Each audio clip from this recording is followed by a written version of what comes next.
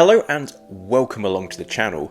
So today I've got not one but two watches from upcoming Canadian micro brand Makoto watches. Now it's a Canadian based micro brand, but the design influence is heavily inspired by Japanese culture. The first watch I'm going to show you today is coming up for Kickstarter release on 27th of May. And often with Kickstarter, it's difficult to know exactly what kind of quality of product you're actually going to get and if you can trust it, which is why it's good that I've got the second watch from Makoto, which is a production release of their diver. Now, Makoto, yes, they're a relatively new brand, but they're making rapid progress. So the question is, are they any good and should they be on your radar? Let's have a look. Okay, so two watches today, and the first one to look at is the vibrantly coloured Kodawari. Kodawari is Japanese for the pursuit of perfection, and apparently it is deeply ingrained in Japanese culture, at least that's what Google tells me. So an interesting concept. I wonder how it translates into a watch.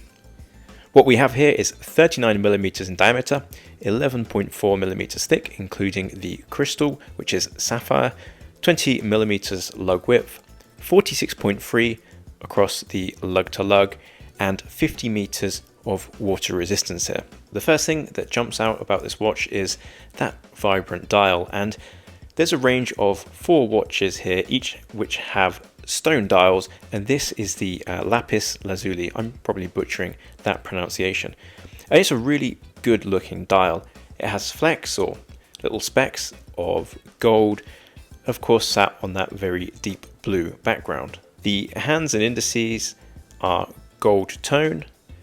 There is a white ring around the dial which is loomed, as well as the 12, 3 and 9, and the tips of the hands are also loomed.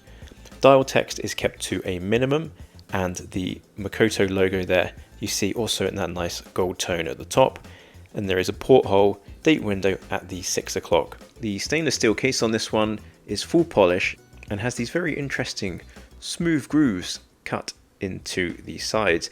Gives it a really nice profile and something you don't see every day. The case also curves down, which gives it a bit of extra comfort and refinement. And on my 17.5cm wrist, I've had absolutely no issues wearing it, being active, sat at a desk, and over long periods of time. Looking at the back of the watch, you will see that Miyota 9015, so that's a high beat movement, and it's got a very nice gold custom rotor on it. Now I mentioned earlier you have 50 meters of water resistance, and my best guess is that is restricted by this slim case back with the sapphire on the back so that you can see inside. Now I like this because I believe this watch is leaning a little bit more into a vintage, an elegant daily watch rather than a go anywhere, do anything kind of watch. The amount of polished surfaces, along with that water resistance and the fact there's no screw down crown, make me think that these decisions have been made deliberately to steer the watch, like I said, into a little bit more of a dressier style.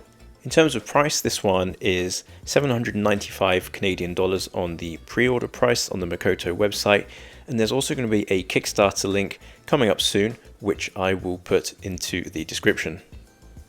The bracelet here is kind of presidential style, but you have the polished outer links and the brushed center links. It's an interesting look, and I'm relieved it's not a J or O style bracelet. It's nice to see something a little bit different, albeit still not the world's most original design. The clasp on this one is remarkably San Martin-esque. Now I haven't asked brand owner Ryan if he's using the same factory, but I'm just pointing out that this one is incredibly similar, in fact almost identical to that of my San Martin and my Erebus, including the same quick adjustment which works well. It's hidden, and although you do have to take the watch off, I've never had an issue with it on my other two watches. And yeah, overall it's a very nice clasp, and of course everything is milled on this watch.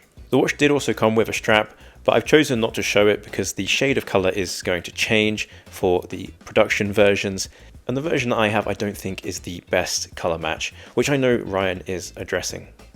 So as we've got two watches today, I'll rattle through some pros and cons I think with this one. So I think this watch has a lot of elegance. It has a really nice vintage warmth to it. It reminds me a little bit of some of the Baltic watches, and I mean that in a really good way. It certainly captures, I think, an era, but then that stone dial kind of modernizes it just a little bit. It's really comfortable on the wrist. The color is incredible on this particular version. I love that case shape. It has a really unique handset, something different, which is nice to see. And for an automatic watch with a see-through case back, it's really, really slim. You'll have no problem getting a shirt over this one. The drawbacks with this one, the first thing I noticed when it was in the hand is that the bracelet quick release is quite scratchy, but it doesn't affect the watch when it's on the wrist.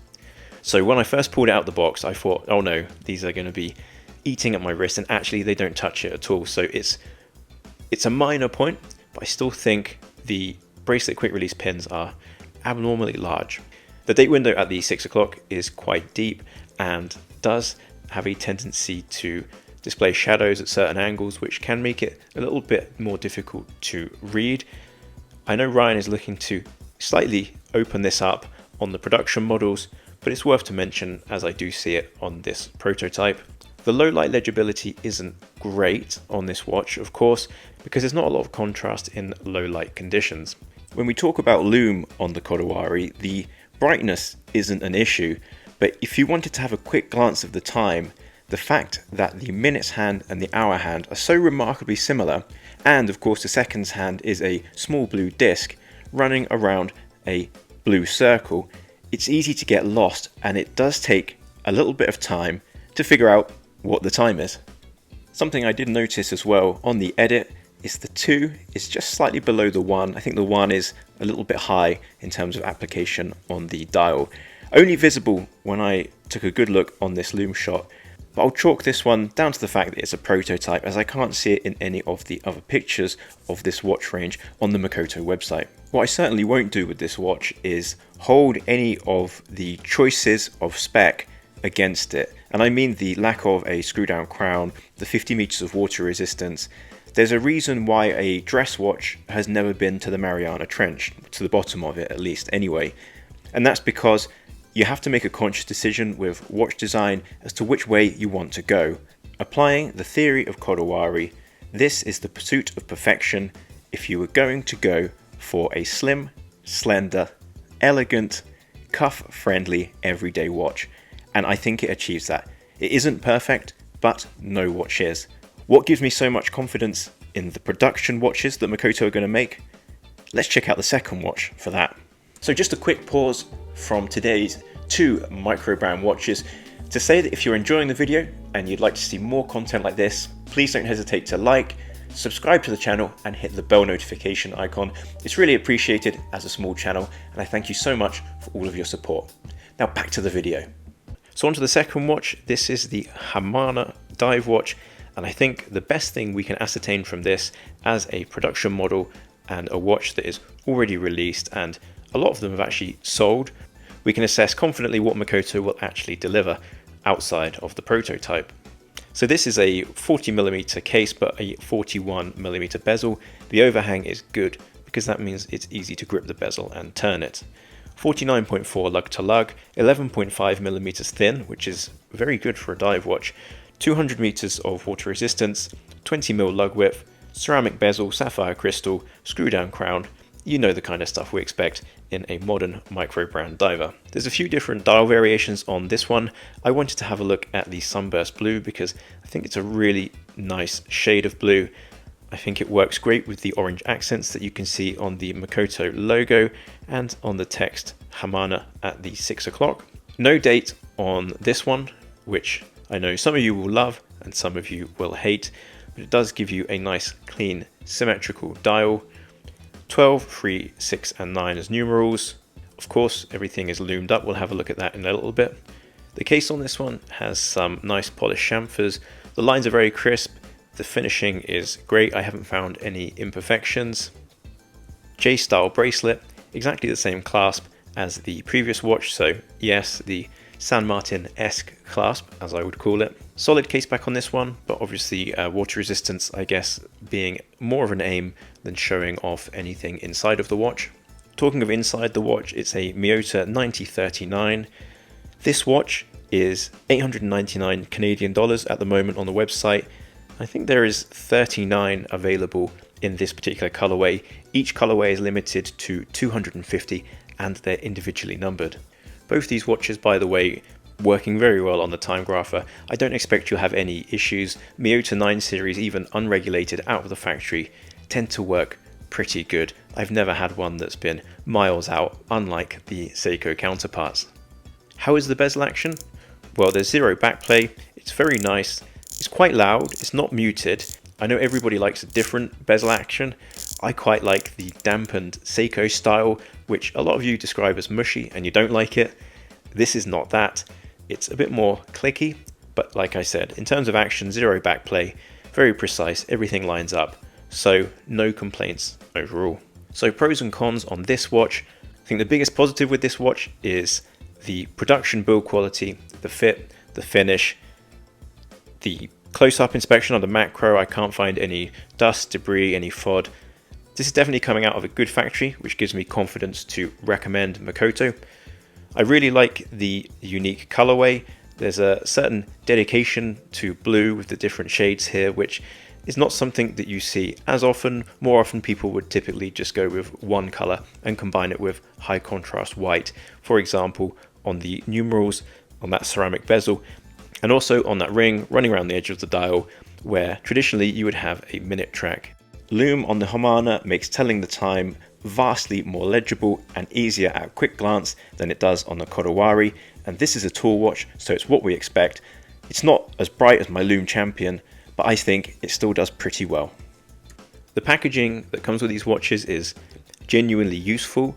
Once you get down to the box, you can slide out the drawer and you've got this very handy Makoto travel case. These are really nice if you take a couple of watches away on vacation, and a nice warranty card as well. The drawbacks I found with this particular watch, as mentioned, I think the lack of a minute track will be a turn off for certain people, but again, it's a deliberate choice to have a bit more fun with the color as far as I can see. The seconds hand, I wish it had a splash of orange on it. When I look, for example, at my Mido and I see the tip, that vibrant tip of the seconds hand with that orange on it, it looks great. The contrast of the seconds hand, for me, is a great thing on a dive watch. I wish the seconds hand wasn't the same shade of blue as that outer ring.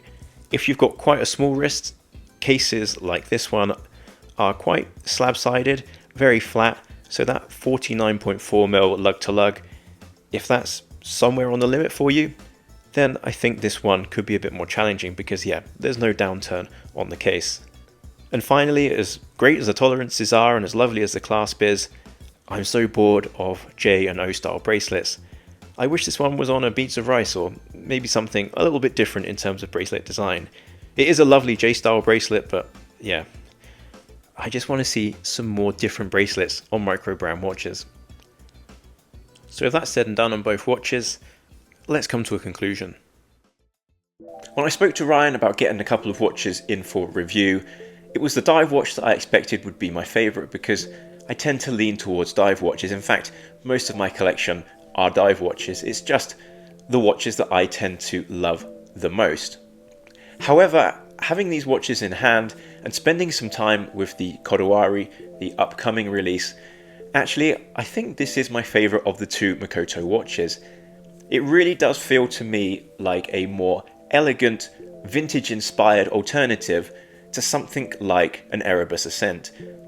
As I talked about in the review, it's not as focused as a go anywhere, do everything kind of watch. But if you prefer something a little bit more vintage in terms of aesthetic, I think it's a great option to consider. The dive watch is a very solid and very capable release, and it shows the fit and finish is excellent, and that's a production model, which I think is really important to prove what you're buying or what you're going to buy when you go for a Kickstarter campaign. And it's always good with brands that already have a successful release or two behind them, like Makoto, it takes a little bit of the risk out of things like this. I'd still love to have seen the splash of orange on that seconds hand to, I think, really complete the design for me, but I'm sure many of you will disagree with that. It's all subjective when it comes to watch design, but it's certainly a well-engineered and capable dive watch. So that's my experience with Makoto watches. I'd love to hear what you think about the brand. If you have any experience or any feedback, it would be great. Please feel free to leave a comment, and I try to reply to as many as I can. I'll be keen to see what Makoto do in the future as they continue to release more and more watches and refine their design elements and their branding. And all that's left for me to say is thank you very much for watching, especially if you've made it this far. I really appreciate it, and hopefully I'll catch you on the next one. Cheers.